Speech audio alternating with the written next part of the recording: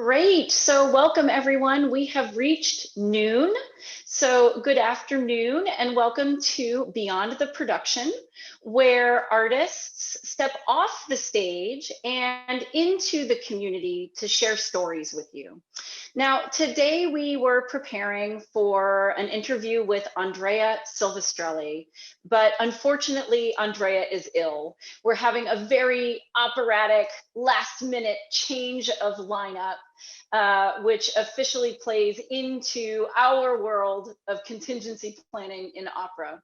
So never fear, we are used to hiccups like this as we plan for productions, and especially in the era of COVID-19.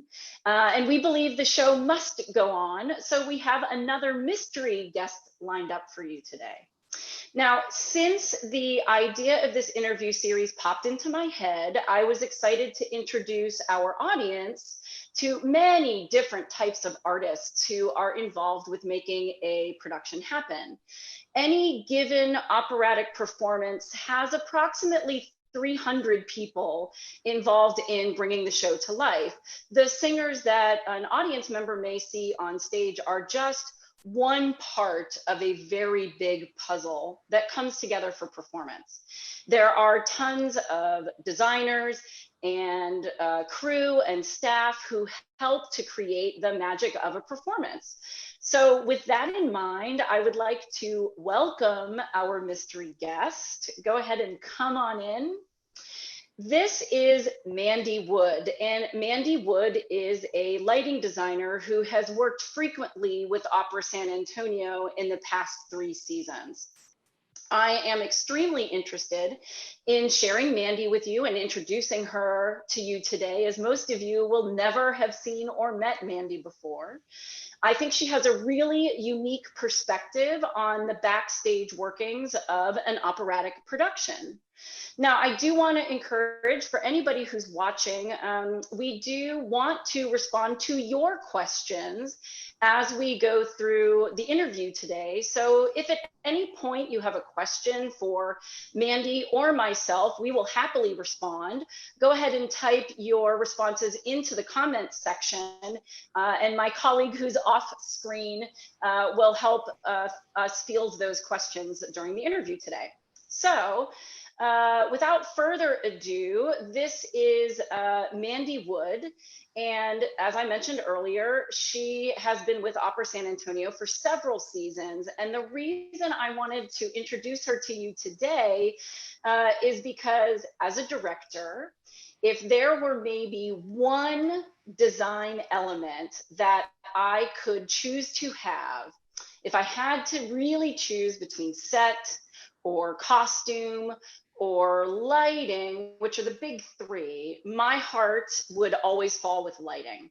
And I think that might come to a surprise as a lot of people, but I feel it's the element that can easily bring the most emotion, telling of time of day, and help really enhance the story as a design element on its own. I think many folks don't realize what a lighting designer's job even is, or how they fit into the bigger puzzle of opera. So from there is where I'd really love to start the conversation with Mandi today. Mandi, can you tell us in a big picture sense what the job of a lighting designer truly is? Sure. Hi, everyone. I'm Mandi. Thank you, Loren, for having me. A lighting designer's job is huge for a production, especially for opera. Lighting designer does many things for a production, but most importantly, helps to tell the story of the production that you're putting in place, whether that's an opera, a musical, a ballet, a concert, any sort of live performance. A lighting designer is often spoken of as the cinematographer for live performance. So we are finding ways to show the audience where to look, how to feel about what they're seeing on stage, and what to look for. It's a big job, and it all sounds fairly abstract if you've never sort of thought about it before. But as with any design element in production, our main job is to tell the story. So we always want to start with, what is this story? What is the music, especially in opera? What is this feeling that the music is giving to me? What is the movement of it, and how does it move the story forward? And how can I enhance that as a designer in terms of highlighting certain elements of the drama, or maybe providing some comedy through color and levity in the look on stage. Or maybe we're creating an environment on stage for these characters to live and breathe within. So it's many things, but first and foremost, it's finding a way to visually tell the story that we hear in the music and that we read in the score. Great. So what I find interesting is it's really a creative job that is executed through a lot of technical work, both in terms of the equipment that you work with and how your creative vision comes to life is through instrumentation and technology. So we're going to talk a little bit later on in the interview about how those two seemingly opposite sides of the coin come together for lighting design. But before we go there, Mandi, with this crazy job that maybe not a lot of people know about or understand how it goes into the process of creating an opera, it's such an abstract thing and such a niche field. How did you even learn about lighting design, and how did you get into the job? That's a great question. I was actually studying biochemistry in college at University of Puget Sound in Tacoma, Washington. And I had done theater, in high school and so forth as a hobby. And while I was in college, I continued to work in theater. I worked in the scene shop building sets, actually. So that's sort of where my technical skills began. So I built sets, and I worked by doing props and painted sets and things like that. And then for one show, this is all while I'm studying chemistry. Wow. One show I was on the lighting crew, just got assigned to the lighting crew. And I just really enjoyed the both creative and sort of scientific aspect of lighting. Oh, sure. That makes a lot of sense. Yeah. So you talked about how it's definitely a creative job, but it takes a lot of understanding and patience where technical skills are concerned. And technology. So it sort of itched both halves of my brain, so to speak, the sort of creative and more scientific learning aspects of it. Great. And then I just couldn't imagine really doing anything else, and I've been doing it ever since. So.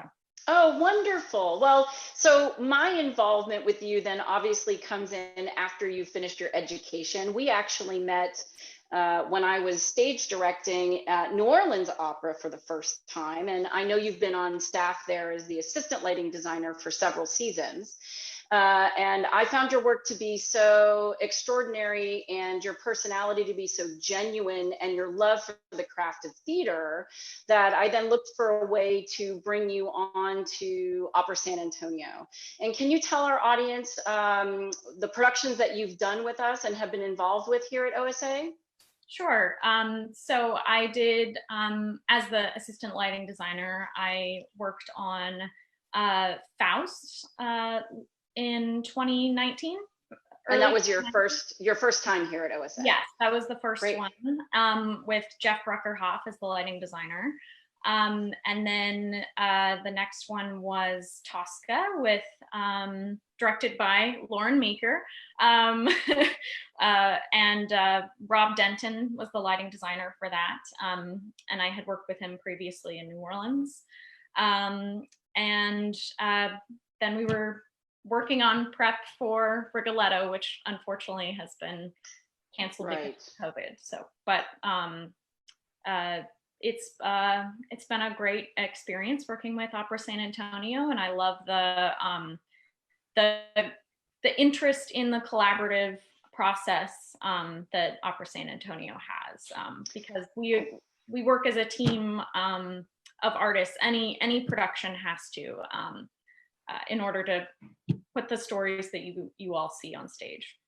Great. So I want to talk about that collaborative process, because I think that's where the wonderful pot of ideas really starts from. And what I'd love to do is clarify a couple of things, what that process is like in order to go from the idea of a show to finalizing it on stage. I also want to, for any audience members that are watching, you've mentioned assistant lighting designer a couple of times. And I think there's another window of opportunity to let people know that literally what you're seeing on stage is not just one person's vision, but it takes an entire lighting team, usually a designer, an assistant, or sometimes two, who are helping to lead a crew that can be as big as 40 people sometimes, to make just the elements of lighting come together. So I'm so pleased to be able to welcome you as one of the people who is involved in that much larger process. So as I mentioned, that process starts sometimes with a new production, can be 2 or 3 or 4 years in advance of what you're seeing on the stage. A rehearsal process may not start until a month or two before the first performance, but designers are typically working with their team and their director many years in advance. Is that a fair assessment, Mandi? Yeah, it varies based on the company and the scale of the production, but I've certainly had to start design processes for a show 2 years in advance, and it gives the collaborative team, all of the different designers, the scenic designer, the lighting designer, the costume designer, everyone working on the project, a chance to bounce off ideas and to create the world that the director is trying to create on stage. So it takes a lot of planning. And it takes a village. I think we've heard a lot. Yeah, for sure. So I'm going to pause here just to say that the next part of the interview, I would love to walk through big picture ideas of what a typical new production process might be like for a designer and director. But what I also want to say just really quickly is, Veronica, if you see questions coming in, flag me. And at any point in this process, since this might be new information for some of our viewers, we're happy to break things down and talk a little bit more about some of the unique elements that come into play when we're creating lighting design. So for a new process, which let me even start by clarifying that I'm talking about a production that doesn't exist. So there's no set that we're renting, there's no costume that we're renting. A company has engaged a team, which includes usually a director, a lighting designer, a set designer, and a costume designer. Those are usually like the big four who come together really early on. And let's say that they're looking at you and asking you to develop a new show. Where do you start as the lighting designer, Mandi? Great question. So the process always begins with a conversation with the director. What sort of ideas and inspiration do they have coming to the piece? Maybe they don't have any yet. Maybe they're not sure what the world is yet that we're creating. I've certainly designed shows before where the director was like, well, I don't really know what sort of world I want to do. Maybe it's sort of in this time period, but I want us all to bounce ideas first and be more creative and organic that way. And other times the director will come in and say, I want this time period and I want sort of this feeling, and then we'll all go off separately and sort of do some research. So, and that's maybe the more typical process, at least these days. So what I typically do is I'll have a conversation with the director, see what their ideas may be, to see if something sparks in me, to give me an idea of where to start with my research. And then I do a lot of research. Being a designer is a ton of research. So I'll read the script or the score, I'll listen to the music, 100 times. That's Yeah, I think it's surprising how often we need to review the material as creatives to understand the story that we want to tell from an emotional perspective, right? That's a huge part of the process. totally. Even if you've done La Boheme 100 times, you always need to go back and re-engage with it. Maybe something new is going to come out of it for you, or the way that your team is framing the production might be different than how you've seen or thought of it before. So even something that you feel like you've done 100 times, you always want to go back, and I always go back and re-listen to the music and go to the story. So that's sort of the very first part. And then I'll sort of springboard off of that, jotting down ideas, maybe it's like emotional qualities I'm hearing in the music for the first time, or maybe it's something about the story that we really want to highlight. I'll do a little bit of historical dramaturgical research, meaning what did this piece mean to the society for which it was created and when it was created. So what was the context of that piece during that time? What did it mean to people back then? That can give you a lot of meat to go off of for a concept. So I want to touch into concepts for a moment there, which is to say, it's not always just as simple as you're doing La Boheme and here is the Belle Epoque time period and here are the costumes that match that. A team, when they're doing a new production early on, needs to pick a concept, whether that be traditional or whether that be to update or to take an abstract approach to it. And that's part of what happens in the very early stages of any new production coming together. Now, for a moment, Mandi, we have a question coming in, which is, what is your favorite opera? Thank you, Terry. Mandi, I'm going to flip that one to you. I wonder if you have a favorite. Oh God, that's a good question. Oh gosh. Okay, I have a couple. Yes, okay. New operas. I absolutely love Akhenaten. The music is great, stunning. I haven't. So you're a Philip Glass fan. Yes. Great. I love that. And if I just found it really visually compelling, and the music is stunning. If we're going non-modern operas, I would say Tosca. Oh wow! And with Tosca, which we just did together, that's fantastic. So every time I love the way you answered that, Mandi, because it really there are such a broad spectrum of operatic repertoire that it's sometimes hard to just narrow it down. And you do what I often do, which is to sort of categorize it. Yeah. If we're looking at more modern operas, I'll turn to a Wozzeck, or if we're going really modern, I'll turn to As One. If we're going more traditional, I will say Tosca was the first time I had directed it was at Opera San Antonio, so that's a new love for me. I do tend to love Puccini. La Boheme is very close to my heart. And also Cunning Little Vixen, which I've had the pleasure of directing recently. So for all of those kinds of shows, you still have to talk about process and how to bring a production together.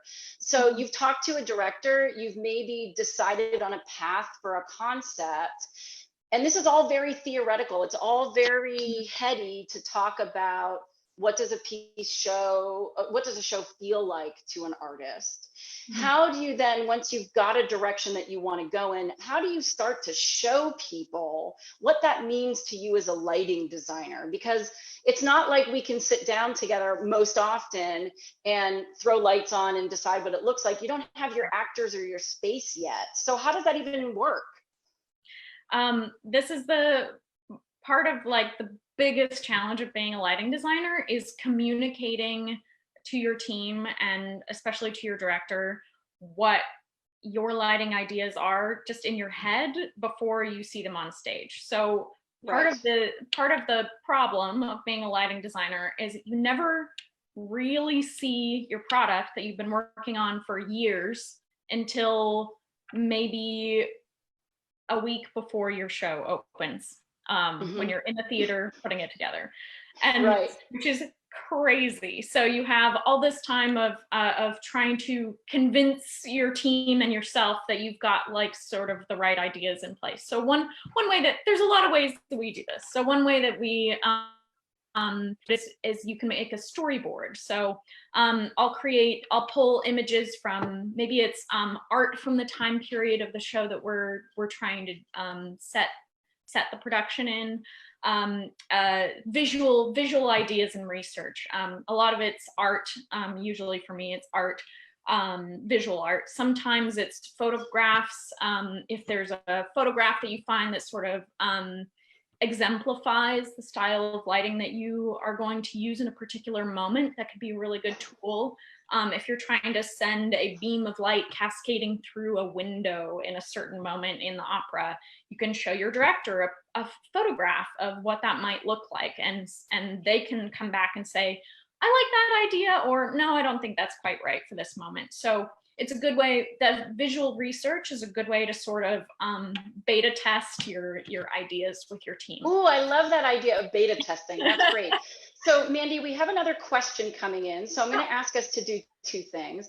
One, I know that you have some of that research prepared to show us. I'm going to ask you to pull that up in just a second.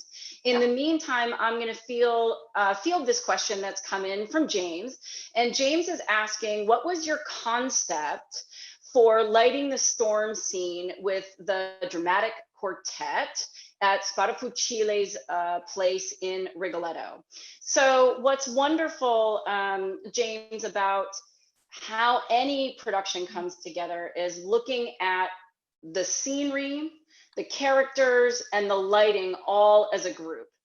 And with the production of Rigoletto that we were planning to produce this spring, it is more or less period and traditional environment, meaning the world that we would be putting together does suggest an inn, and the costumes for the characters were very period. So in other words, this was not a highly conceptual Rigoletto where people are dressed in ape costumes playing tennis, right? So we knew for the storm sequence that we would be approaching it in a way that allowed us to tell the story of a storm, but also in a way that heightened the push that is written into the music from a dramatic perspective. And one of the first things that this team turned to is written into the music. Every lighting designer I have worked with interprets this differently, but there are moments that Verdi has written into the score where thunder and lightning happen. And so one of the first steps that the team has to look at is when and how to make those visual moments happen on stage.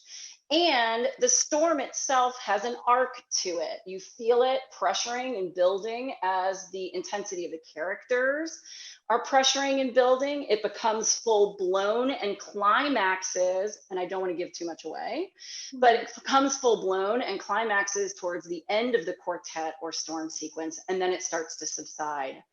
And figuring out how to create that build, actually not only with the dramatic action that my work is responsible for as a director with the artists and the singers on stage, also I'd be working with Mandi and the lighting designer, who for this production would have been Robert Wartzel, to create and craft that arc to really help tell that story. So that's a prime example. I think it's a great question and a prime example of what Mandi is talking about. The job of a lighting designer can really make or break the emotional arc of a scene. Think, for everybody who's listening, of the last time you were outside and you felt a really big storm coming on. Would it feel like a storm if the clouds weren't changing the light, or the lightning wasn't there, or it wasn't intensifying? No, it would be a very different experience. So what Mandi and I work on is figuring out how to make on stage the most palpable environment possible. And the storm sequence is one of the trickiest to pull off, I think, in most of the operatic rep.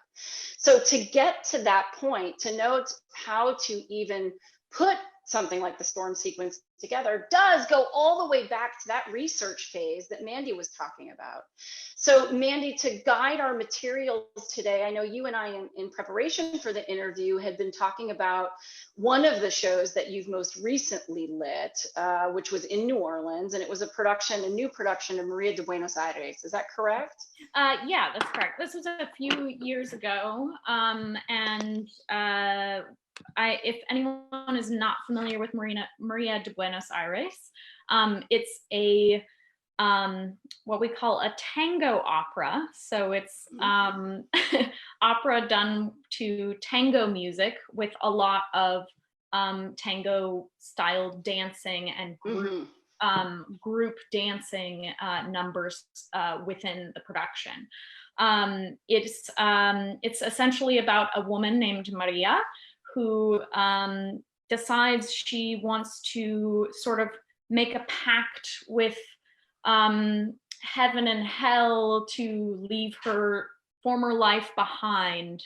And in doing so, she ends up sort of traveling through these shadow worlds and haunting her previous life and getting pulled into sort of an interesting, seedy underworld. It's very surrealistic and poetic, but I think it's a gorgeous opera. So how does a lighting designer bring seedy underworld or tango or love? Those are such theoretical concepts. So can you show us some of your research and guide us through that process? So I'm going to pull up some research here. Hopefully you all can see this now. So this is an example of what I do when I'm talking about storyboarding. I would often make a collage of images that sort of evoke, maybe it's the feeling of a particular moment or the exact look of a scene.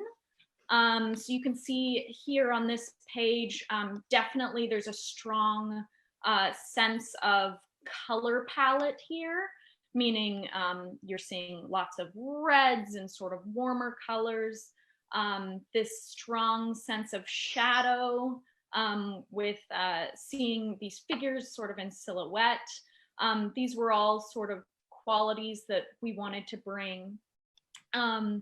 And then you sort of just go moment by moment, storyboarding, maybe not every moment, but at least every big act, every big sort of important moment. You want to get your ideas out there. And I often add in a little bit of narrative so that the director can understand what I'm sort of trying to portray. And like I said earlier, this stuff can sometimes ranges from surrealistic artwork to production photos or photography. This is from a production of Tosca.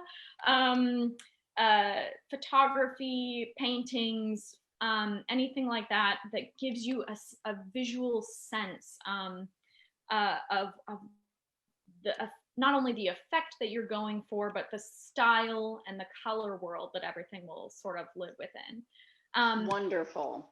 So that's sort of an example of how I would storyboard a production, like at the very, very beginning of a process, while we're still sort of bouncing ideas around as a team.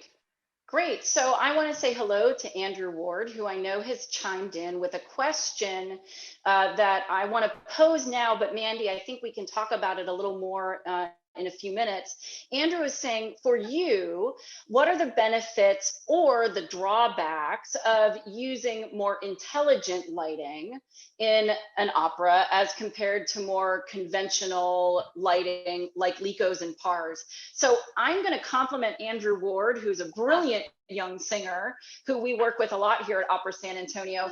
He's using some lingo in his question that maybe even seems like, what are they talking about to most audience members? And bravo to you, Andrew. So I'm going to have Mandi talk in a little bit about what you've referenced as intelligent lighting, which sometimes we call moving lights, versus also more traditional equipment. So like you have lights hanging in your home, in your office that help light the space, we have those on stage as well, but there's specific names like LICO and PAR that are used to describe specific instrumentation? And I think it's a great question, Andrew. I'm going to let Mandi keep walking through a little bit of her process, and then we'll talk about it, because that's a really, making those kinds of choices has a big impact on how the production looks.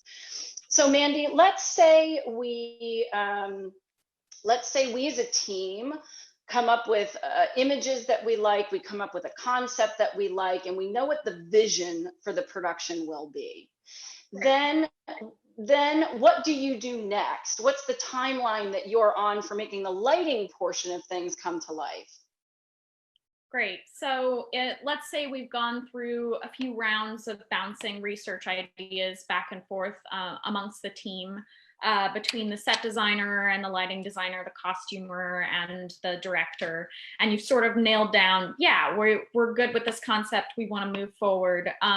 So that's when I start doing a lot of my own sort of planning. So this is where the sort of mushy, abstract, creative portion of the process moves into more technical. So this is when I would sit down and I would usually look at maybe a drawing of the theater itself that you're doing the production in.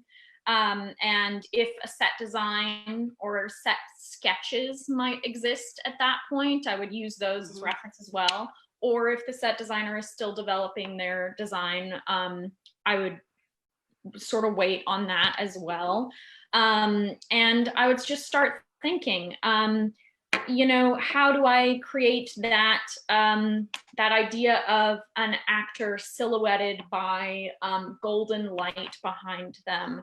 And then I start to plan out on paper, if the director has them stand here, I can put light on this wall here. It's where you start to plan out, I want the light to come from this direction to represent the sun, and maybe from this direction to represent the moon. You sort of plan out a ideal schematic for what the direction is that your light is coming from, and maybe what colors you might be using. As you start developing these ideas, you're creating color palettes, coming up with textural ideas. Maybe you want to create a forest, so you want to dapple the stage in sort of leafy little patterns. Maybe you're doing lightning for Rigoletto. Maybe you have a cloud backdrop that you're using that you want to strobe some lightning through to give it the sense of lightning. So you're dancing around a couple of different terms, and I'm going to ask you to bring up your next image as well. Sure. Part of what you're, as you mentioned, starting to shift through is going from a more creative process to having to map this or plan this in some way. And what that would mean is really creating what we call a light plot. So in order to do this, in order to take this step with a lighting designer, as Mandi mentioned, there are usually schematics or plans of the theater itself, the proscenium area or the space that the production will be housed in. And Mandi and the set designer will work together like you would sort of do a ground plan for your home, or like if you were buying a new apartment, you would see the layout of what the space looks like. In opera, we create a layout, but instead of calling it an overview or an apartment plan, we call it a ground plan. And on top of that ground plan, a lighting designer then creates what we call a light plot. And the light plot, to go towards Andrew's question a little bit, indicates where all of the instruments on the stage are going to live in order to create the lighting for any given scene. So what Mandi's bringing up on the screen for us now probably looks just like a technical layout of confusion to most people, but it's really a necessary element to be able for Mandi to do her job.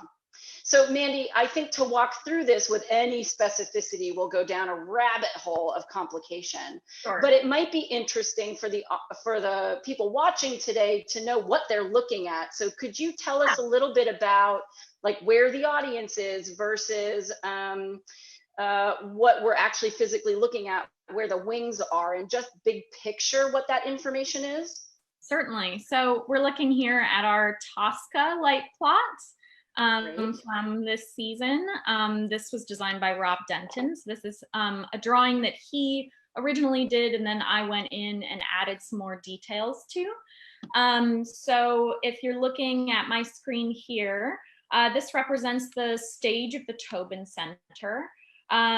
So this is sort of your playing space. This is where all of the singers are going to be throughout the whole show.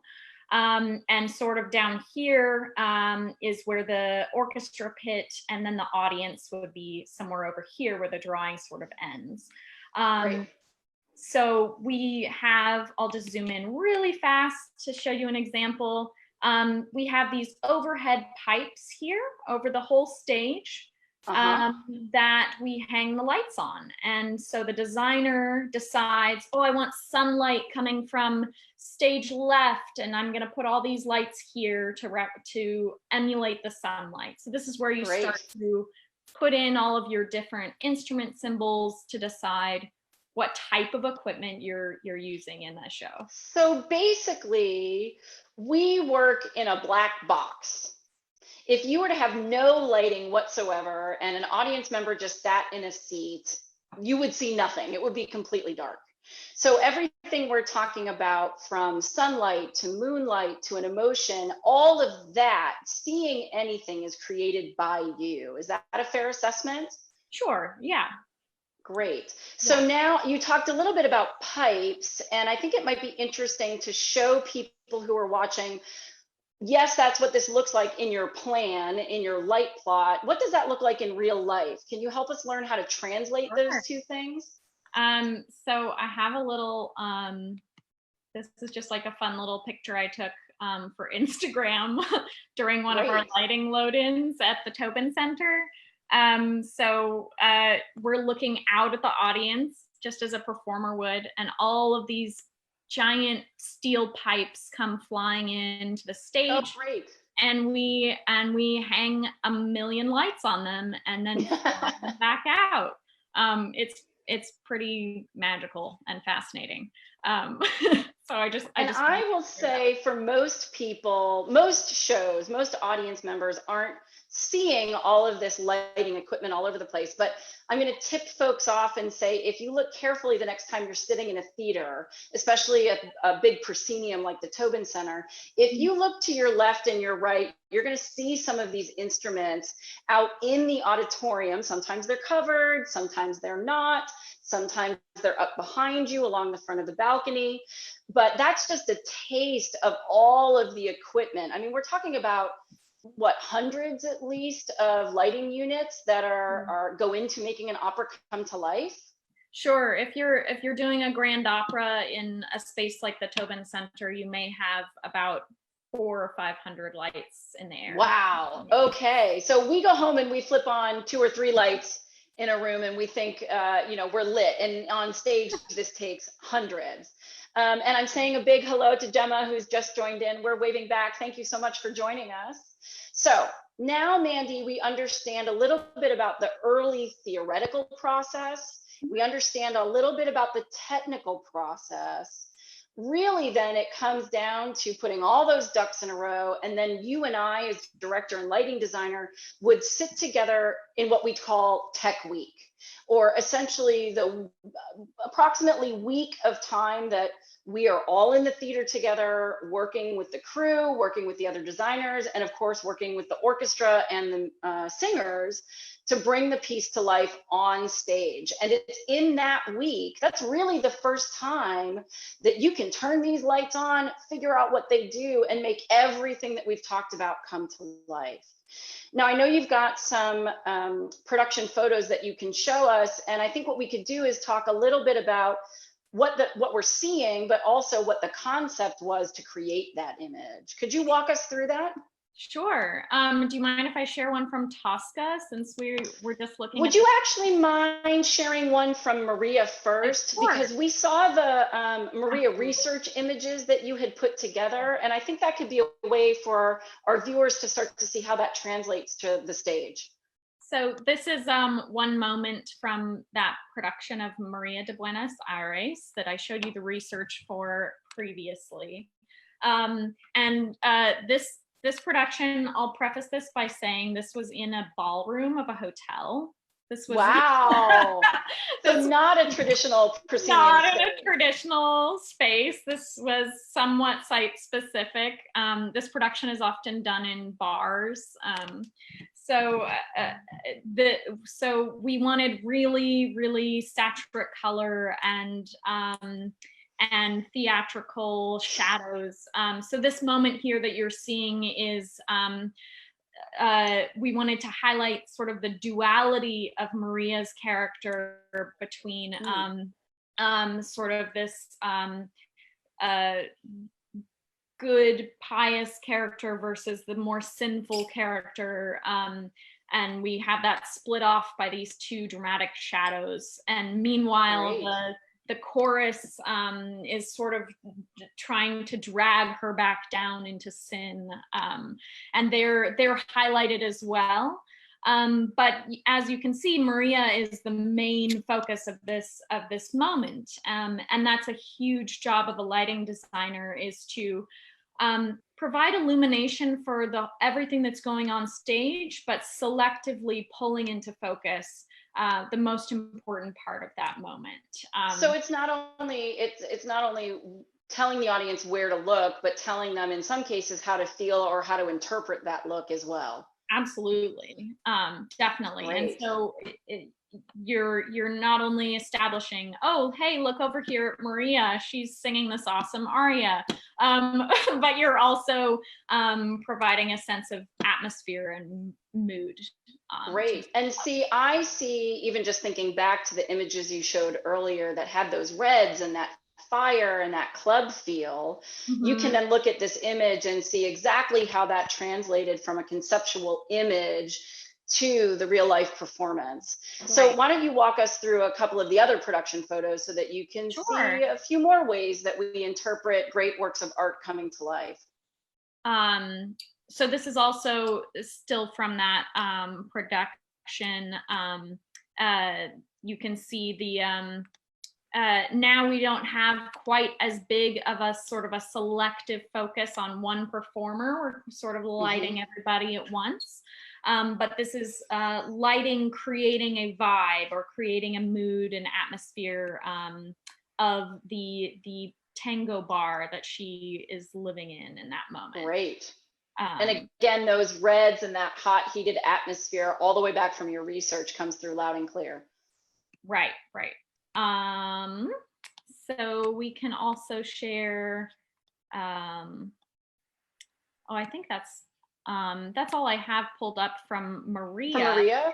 Now, you have done some work with Opera San Antonio, and I know you've got a couple images from that. Let's take a look at those. Sure. And maybe you could just talk about the show and what the intention for each moment was. Sure.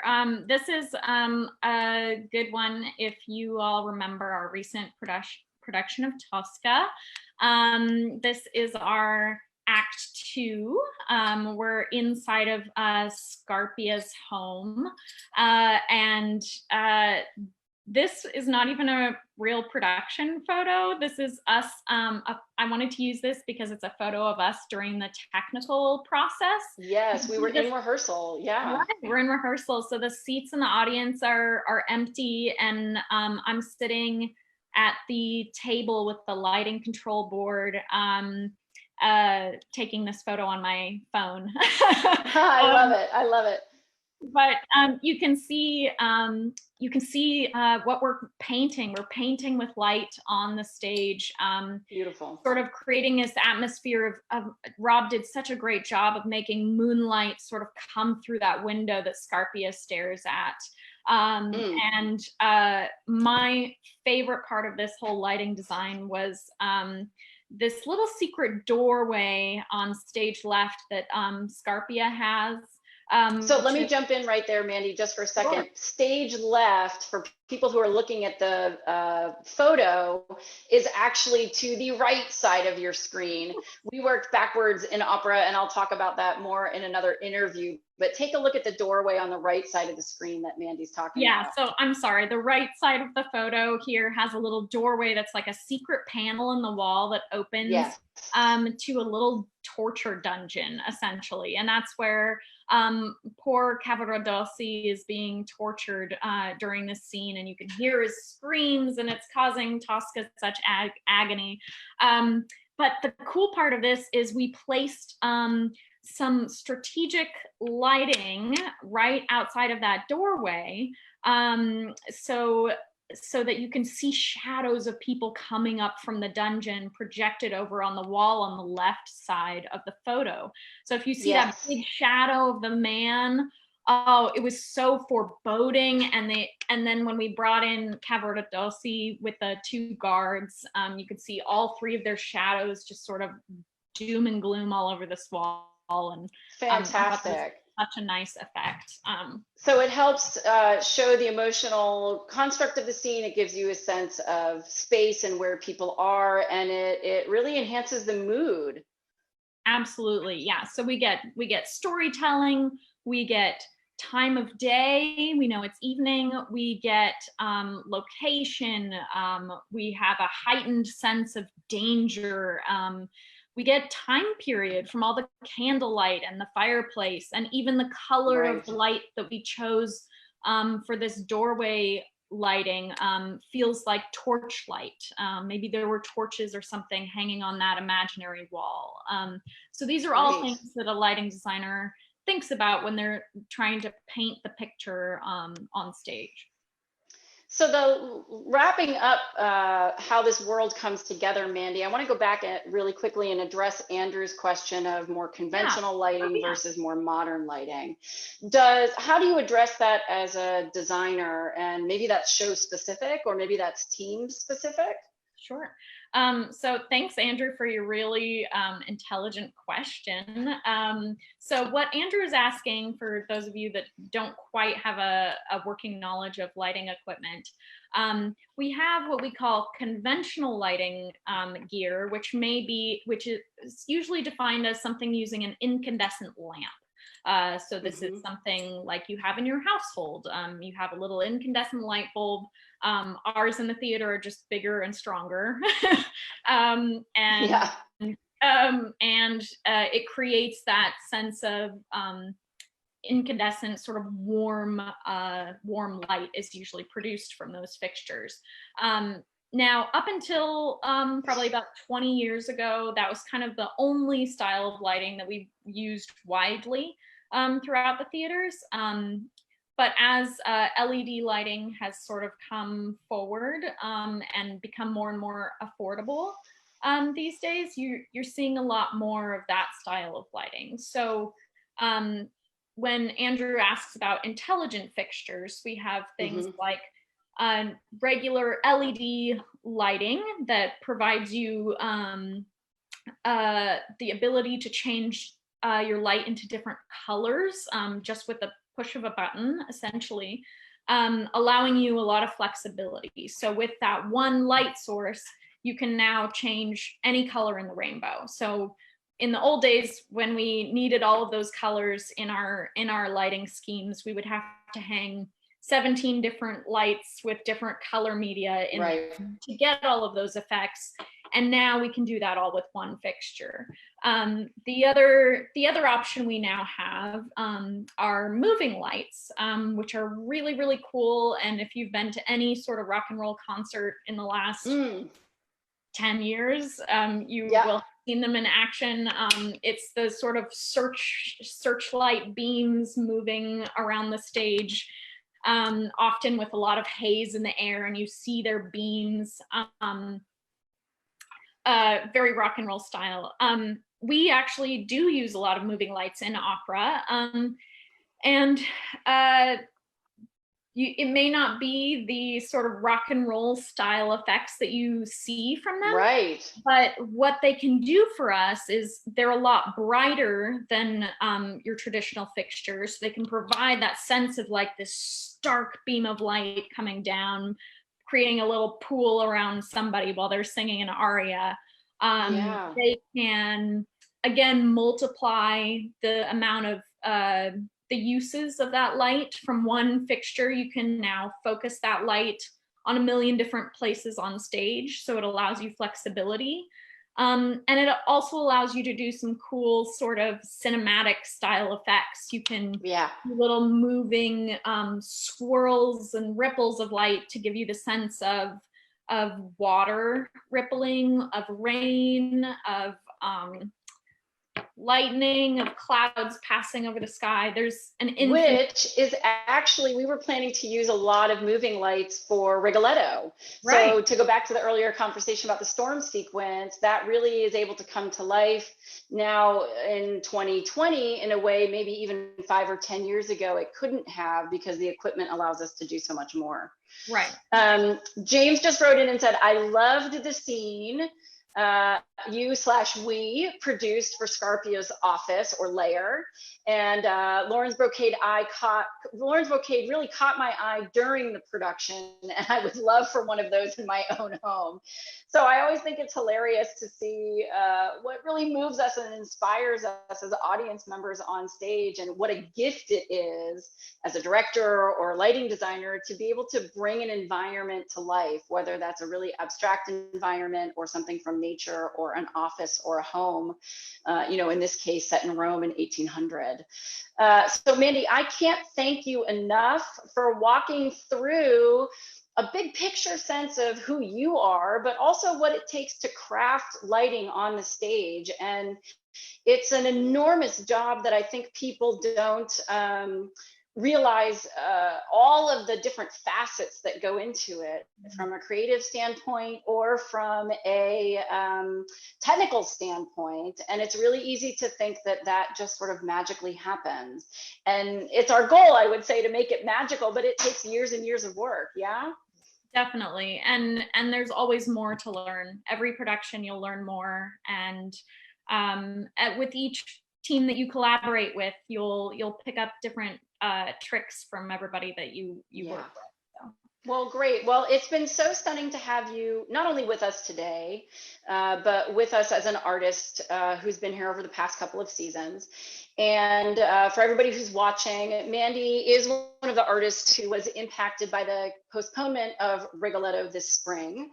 And I'm happy she's safe. She is in New Orleans. I'm happy that she's safe and sound there. But she, like the other artists who we had engaged, has faced a large amount of work that's been lost for this spring. And unfortunately, the cancellations are really continuing now throughout the summer. So this impact has been tremendous and is worldwide for artists, not only in San Antonio, but across the globe. And so I really would love to encourage anybody who's watching to please, if they can, donate to Opera San Antonio and or donate to the Opera San Antonio Artist Relief Fund. Those donations will go a long way towards ensuring a future for artists like both Mandi and myself. To donate, it really is as easy as logging onto our website. That's operasa.org. And any contribution, large or small, is tremendously helpful and we're very grateful for. And if you yourself aren't able to donate, that's okay. Please just help spread the word and let people know that we're here, that we're doing these live interviews, and that we're continuing to share art with as many people as possible during this pandemic. So Mandi, again, I can't thank you enough for joining us today. I want to thank everybody online for joining us today and for sharing your questions and your comments. We'll be back next week, the same time on Friday at noon with a new guest, and we look forward to seeing you then. Thank you, Mandi. Thank you all. Have a good one. Thanks. Bye-bye.